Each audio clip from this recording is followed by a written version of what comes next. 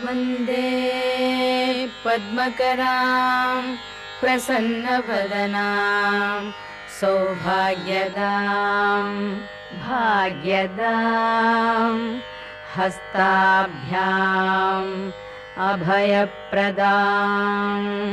मणिगणैर्नानाविधैर्भूषितां भक्ताभीष्टफलप्रदां हरिहरब्रह्मादिभिः सेवितां पार्श्वे पङ्कजशङ्खपद्मनिधिभिः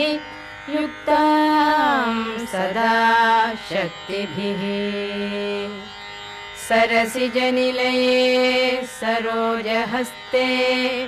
धवलतमांशुकगन्धमाल्यशोभे भगवति हरिवल्लभे मनो